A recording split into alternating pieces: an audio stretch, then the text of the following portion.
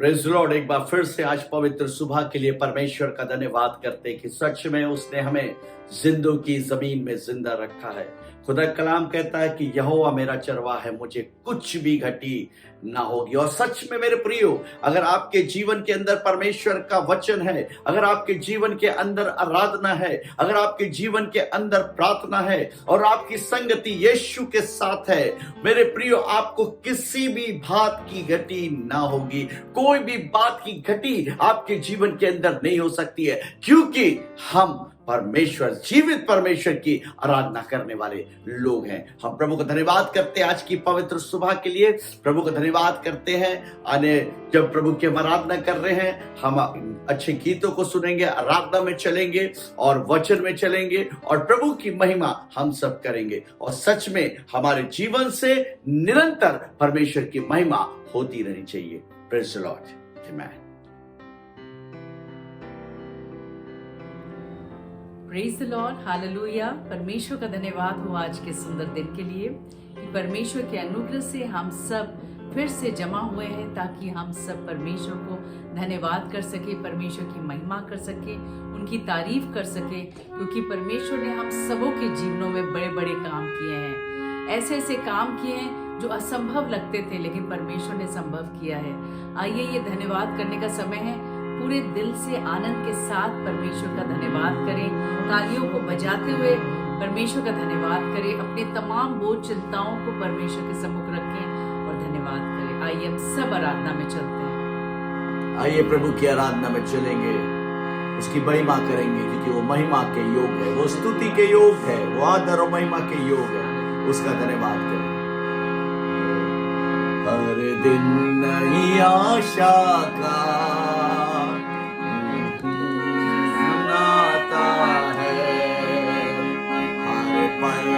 गुजर जाता वापस नहीं आता है।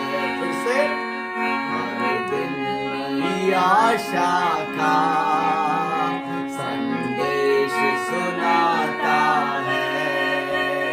हर पल जो गुजर जाता वापस नहीं आता है।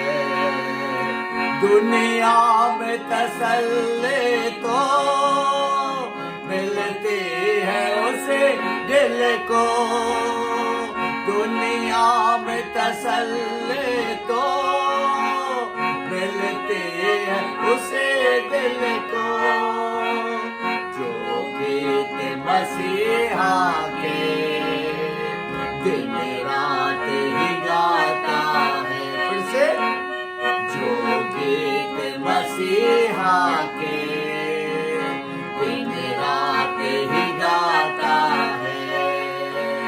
हर पल जो गुजर जाता वापस नहीं आता है।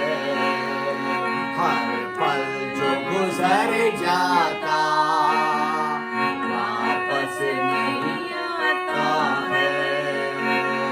अब दिल में बुला उसको, वो दूर नहीं तुझसे। अब दिल में बुला उसको, वो दूर नहीं तुझसे। संसार में जो आकर वो स्वर्ग बनाता है। संसार में आके, संसार में जो आकर वो स्वर्ग बनाता है। हर पल जो गुजर जाता वापस नहीं आता है। हर दिन नई आशा का संदेश सुनाता है। हर पल जो गुजर जाता वापस नहीं आता है। जो हमारी आंखें बंद है, परमेश्वर का आत्मा जो हमारे बीच में है, उस राजाओं के राजा यीशु का धन्यवाद करे, क्योंकि वो धन्यवाद के योग्य है। इसका धन्यवाद करें। जब हम प्रभु की महिमा कर रहे हैं और जब जब हम प्रभु की महिमा करते हैं बंधन टूटते हैं। उस पवित्र आत्मा का स्वागत करें अपने बीच में। सच में वो हमारे बीच में, सच में वो हमारे बीच में। क्रूस पे बलि द्वारा अपना लहू बहाया, क्रूस पे बलि द्वारा अपना लहू बहाया, पाप को हटा कर साफ किया, हमको बचा लिया। पाप को हटा कर साफ किया, हमको बचा लिया। हालेलुया स्तुति गाए हम सब लोग, यीशु की स्तुति गाए हम। हालेलुया स्तुति गाए हम, यीशु की स्तुति गाए हम। Hallelujah hallelujah hallelujah hallelujah hallelujah hallelujah. इस जीवन भर मैं सदा तुझको ध्यान करूंगा, इस जीवन भर मैं सदा तुझको ध्यान करूंगा। तेरी आत्मा पाके तेरी इच्छा जान के आगे को बढ़ता रहूंगा। हालेलुया। तेरी आत्मा पाके तेरी इच्छा जान के आगे को बढ़ता रहूंगा। हालेलुया स्तुति गाए हम, यीशु की स्तुति गाए हम। हालेलुया स्तुति गाए हम, यीशु की स्तुति गाए हम। Hallelujah hallelujah hallelujah hallelujah hallelujah hallelujah. Yeshu के पास आओ और मुक्ति को अपनाओ। यीशु के पास आओ और मुक्ति को अपनाओ। आशीष वो देगा, साथ अपने लेगा, कभी नहीं छोड़ेगा। कह प्रभु से, आशीष वो देगा, साथ अपने लेगा, कभी नहीं छोड़ेगा।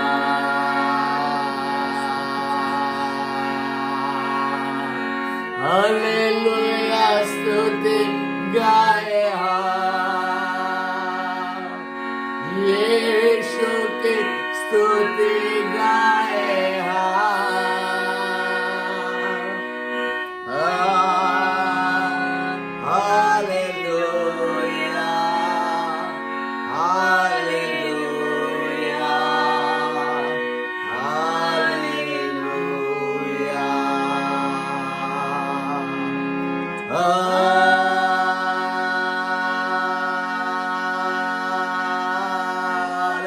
हालेलुया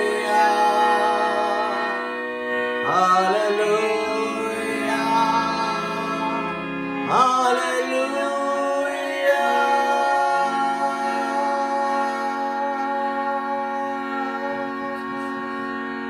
सच में हम जितनी भी उसकी महिमा करें वो कम है।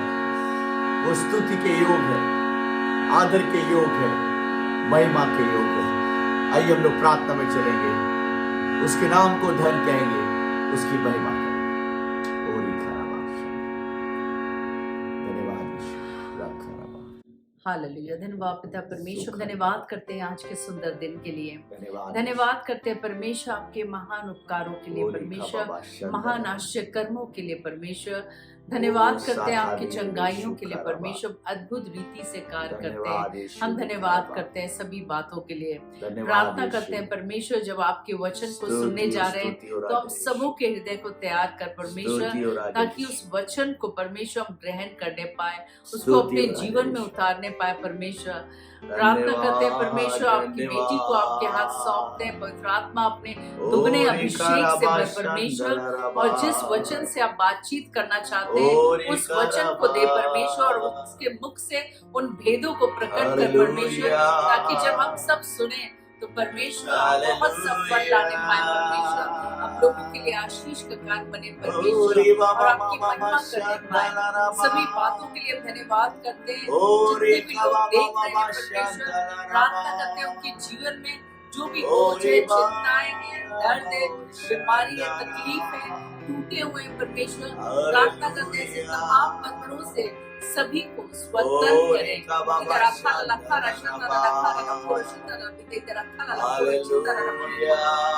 बातों के लिए धन्यवाद करते हैं। आगे की आराधना को आपके हाथ सौंपते हैं।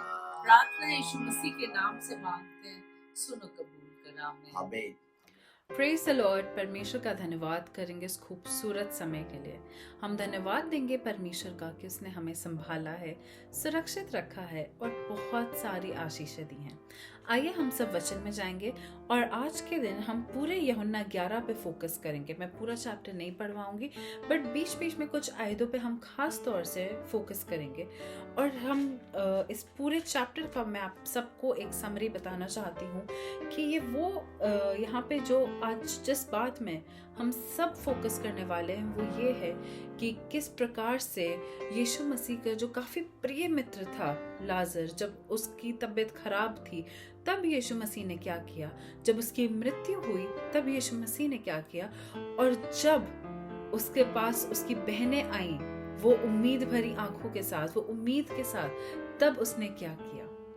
क्योंकि हर चीज में you see God works in wondrous ways, in beautiful ways, like हम डिस्क्राइब नहीं कर सकते कि परमेश्वर किस तरह से काम करता है, पर एक बात जरूर है कि वो जैसे भी काम करता है हमें शॉक कर देता है, हमें इतनी ब्लेसिंग्स दे देता है, हमें उस ऐसे एक जो किसी जिसे हम कह सकते एकदम डेड एंड पे लाके वो हमें बचा लेता है, वो वैसी आशीषें देता है। वो हमारे नामुमकिनों में थोड़ा मुमकिन घोल देता है, वो हमारे असंभव में वो संभव कर देने वाला परमेश्वर है। और यहाँ पे हम देखेंगे कि यीशु मसीह जब अपने चेलों के साथ था और वो जानता था कि उसका जो दोस्त है लाजर वो बीमार है, और वो ये देख रहा था कि उसका दोस्त काफी ज्यादा पीड़ित है, और जब उसको ये बात पता चली तो यीशु मसीह ने क्या किया। यीशु मसीह तुरंत उठ के नहीं गया कि अरे मेरा दोस्त बीमार है मैं उसको बचाता हूँ। शायद हम और आप यही करें कि अगर हमारे परिवार में कोई बीमार हो तो हम तुरंत शायद कोई पैरासिटामोल ले आए, कोई क्रूसिन ले आए, कोई कुछ ना कुछ दवाइयाँ लाने लगे, कोई काढ़ा बना के पीने लगे, कुछ ना कुछ हम करते हैं। लेकिन यीशु मसीह ने उस वक्त क्या किया, उसने परमेश्वर के दिए हुए काम यानी कि अपनी मिनिस्ट्री को कंटिन्यू किया। जिस शहर में वे था, वे अलग शहर में थे। उस समय में कोई मोटरसाइकिल्स, कोई फ्लाइट्स या कोई ट्रेन्स, टैक्सीज नहीं होते थे कि हम तुरंत पहुंच जाए जिस भी शहर में हमें पहुंचना हो। आज के दिन काफ़ी लेटेस्ट टेक्नोलॉजीज की वजह से, इतनी फैसिलिटीज़ की वजह से इजी हो गया, पर उस ज़माने में इतना इजी नहीं था। और यीशु मसीह एक दूसरे शहर में था, वो उस सेम सिटी में भी नहीं था जिसमें लाजर और उसका परिवार उस वक्त उस दुख से गुजर रहा था, जब लाजर जिंदा था और उसकी बहनें क्या प्रार्थना नहीं कर रही थी। आज हो सकता है आप भी किसी ऐसी परेशानी में हो, किसी ऐसी तकलीफ में हो जिसमें आप प्रार्थना कर रहे हो, अपना आपका पूरा परिवार शायद एकजुट होकर प्रार्थना कर रहा हो, जो कि बहुत अच्छी बात है। क्योंकि अक्सर फैमिली प्रेयर जो होती है वो मिस हो जाती है। अक्सर हम अपनी पर्सनल प्रेयर्स कर लेते हैं। अक्सर ये होता है कि हम चर्च अटेंड कर लेते हैं, हम शायद गीतों को सुनते हो यूट्यूब के द्वारा या किसी भी और माध्यम से, लेकिन फैमिली प्रेयर कहीं ना कहीं शायद हम नहीं कर रहे हो, या हो सकता है हम कर रहे हो तो वो एक मन हो के हम वो फैमिली प्रेयर जो होती है वो बहुत ज़्यादा एसेंशियल है। It's so essential as breathing. जितना आपके लिए सांस लेना ज़रूरी है, जितना आपके लिए पानी को पीना ज़रूरी है, उतनी ही ज़रूरी आपकी ये फैमिली प्रेयर है। क्योंकि जब हम एक परिवार होके वो प्रार्थना करते हैं तो हमारे अलग अलग मन नहीं होते, हमारे एक मन होके हम वो 3 4 5 2 3 जितने भी आपके परिवार में लोग हों, चाहे 2 हो चाहे 15 हो चाहे कुछ भी हो, अगर हो सकता है आपके पास परिवार में कोई इंसान नहीं हो, आपके पास सिर्फ कुत्ता हो, आप उस कुत्ते का हाथ पकड़ के प्रार्थना करें। Because God not only blesses humans but God also blesses your animals. जब हम देखते हैं पुराने नियम में तो परमेश्वर ने सिर्फ इंसानों को नहीं बल्कि उनके खेतों को, उनके खलिहानों को, उनके जानवरों को भी बहुत आशीष दी हैं। And God has created them. कई बार ऐसे मैंने देखा है यहाँ पे लोगों को जिनके पास फैमिलीज नहीं होती हैं, लेकिन वो पता है क्या करते हैं, वो अपनी बिल्ली का हाथ पकड़ के प्रार्थना करते हैं, वो अपने कुत्ते के साथ बैठ के प्रार्थना करते हैं। तो ये कभी ना सोचें कि आपके पास कोई है नहीं प्रार्थना करने के, आप करें।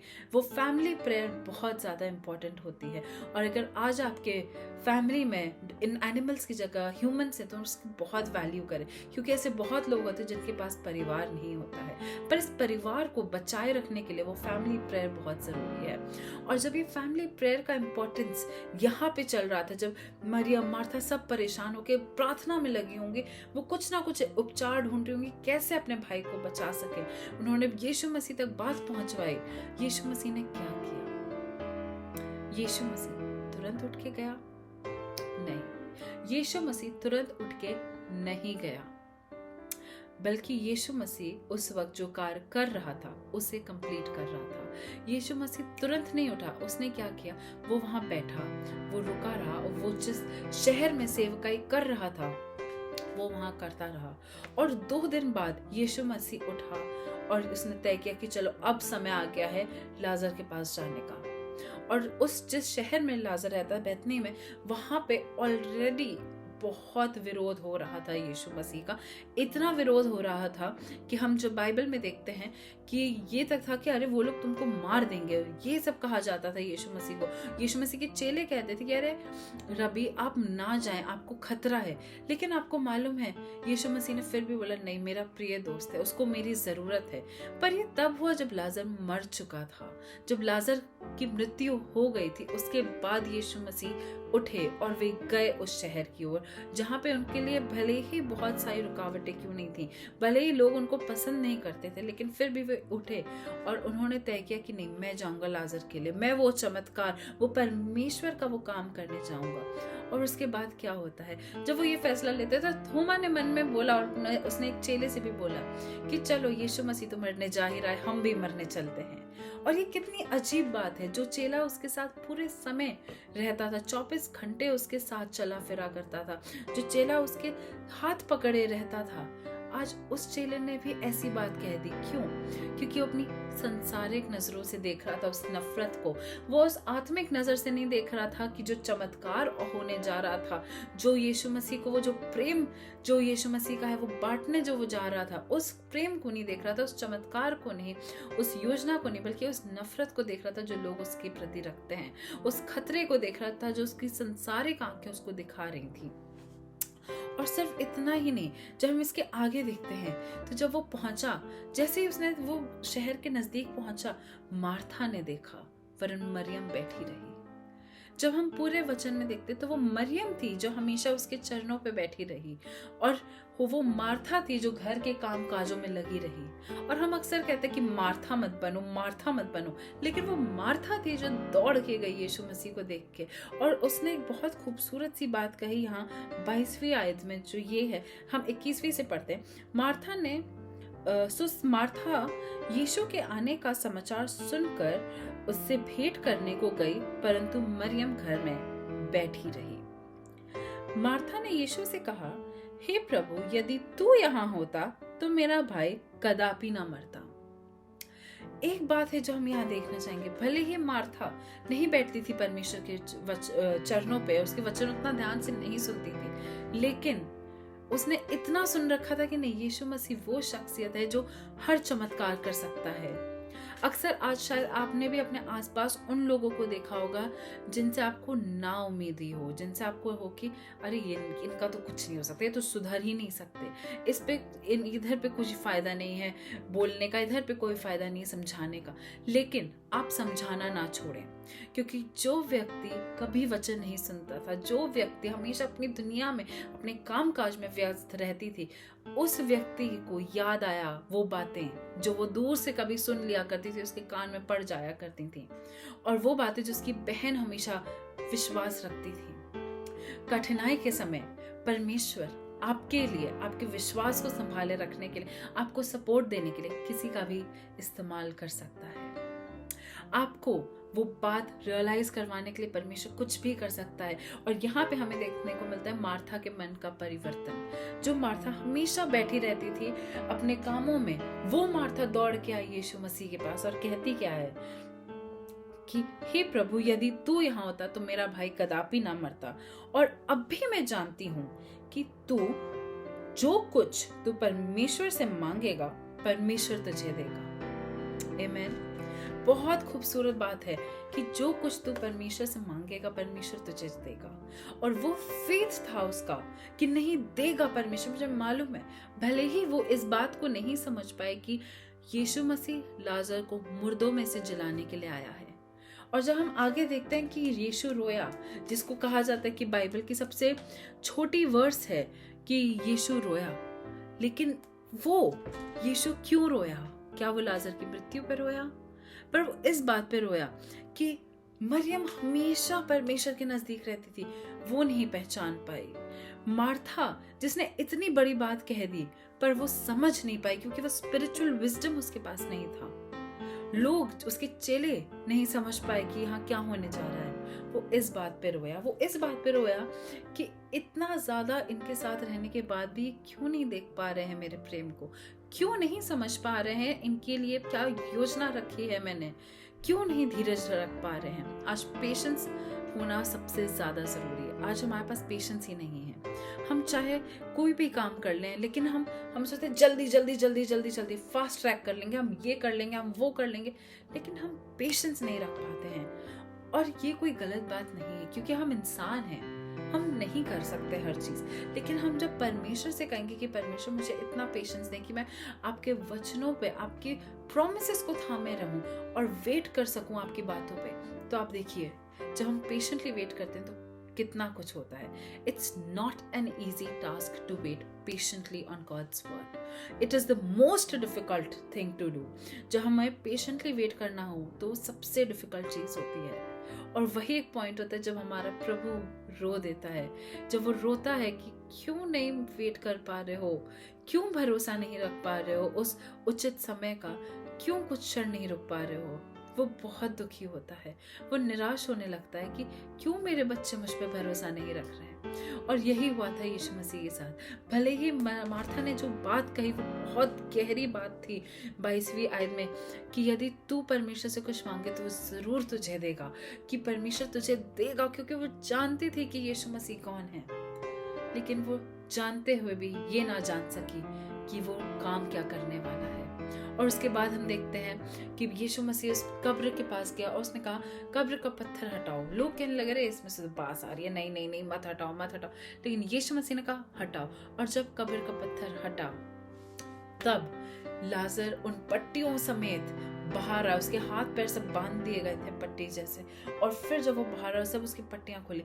ना वो उस लाश की बास थी ना वो लाश रही, क्योंकि वो एक जिंदा आदमी बन चुका था, एक हील्ड ह्यूमन बन चुका था। In the name of Jesus today God is healing all your problems, all your situations. कोई बीमारी है उसे यीशु मसीह रिवाइव कर रहा है, कोई तंगी है उसे यीशु मसीह रिवाइव कर रहा है, कोई सिचुएशन आपकी बहुत खराब हो गई उसे यीशु मसीह रिवाइव कर रहा है।